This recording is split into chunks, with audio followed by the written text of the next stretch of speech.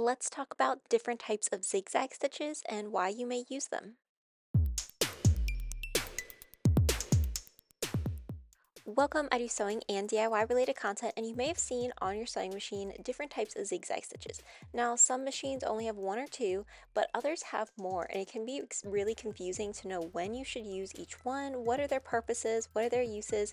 So today we are going to talk about that and do a little bit of deep dive into the zigzag stitch. Now, I have multiple different types of fabric here. I have just like some cotton, quilting cotton woven fabric. I have some knit that has a lot of stretch to it.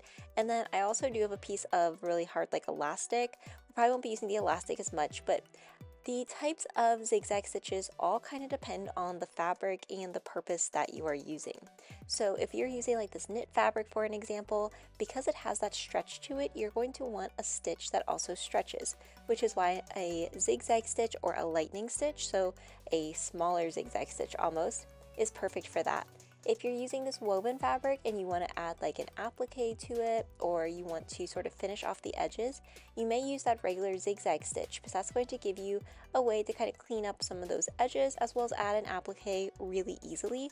It can also just be used as a decorative stitch at times, especially if you're doing quilting, but we wouldn't be necessarily as worried with this woven fabric about needing our stitch to have any stretch or movement to it because it's kind of like a woven, it's not stretching on its own. Then you do also have this zigzag stitch that's actually made up of 3 little stitches that goes back and forth. And that can be really great, especially if you're using like this thicker elastic or if you're using a really medium to heavyweight knit fabric and you're seeing something that holds up more. It can also be used sometimes for like swimsuits or items that have a lot of stretch and you want to be sure that you have like a very strong stitch to go with it. So I'm just going to start off here doing a regular zigzag stitch. So the one that you probably have seen the most on your sewing machine, just that back and forth movement. And then I'm going to do it in 2 different spots on this quilting cotton. So one, I'm just going to do it in the middle, and then one, I'm going to do it along the edge. So here's what it looks like in the middle, just our normal zigzag stitch. And then if I change it to this number 3, which is a lightning stitch, you're going to see that this is a lot smaller. And the idea of this is it's supposed to simulate a straight stitch. So on regular knits, this is a really great option. So it looks like a straight stitch, but it still has a little bit of that stretching ability. And I'm just doing it on the woven so you can see what it looks like. Pretty easy to spot.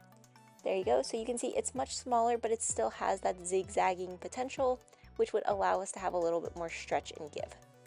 Now I'm going to do those exact same stitches on my piece of knit fabric that I have here just as a test run. So we will do the regular zigzag stitch, we will do the lightning stitch, and then I'm also going to do that 3-step zigzag stitch where it's a little bit thicker. And the whole reason for that is, again, if you want something that is really strong, really going to be durable, that's going to give you the most stretch. So here is what my knit fabric looks like. You can see I have all of them listed out here. Now, I did do just all 3 of them. You can see that they still have a little bit of stretch. That one at the top is actually a straight stitch. And I included that one at the top just so you can see that over time with a straight stitch it can't actually get deformed. Now you can see this lightning stitch at the bottom does so great on the stretchy fabric. It allows us to still have that stretch. We're not worried about pulling our seam in any way, but it almost looks like a straight stitch, which gives it a really, really nice feel and a really, really nice texture and look. So what I'm going to do now, let's do a little bit more testing. So I know that we talked about the 3-step zigzag stitch, but I'm just going to show you a little bit more in depth so that you can see it on the woven versus the knit.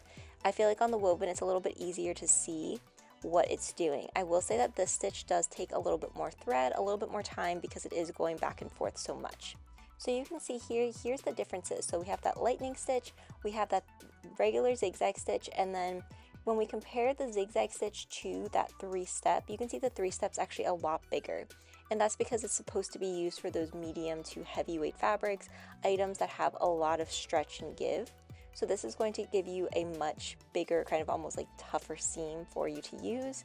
And again, you would want to use this on your knit fabrics so that it has a lot of stretch and pull. I'm just doing it here so that you can see exactly what it looks like in kind of a cleaner setting.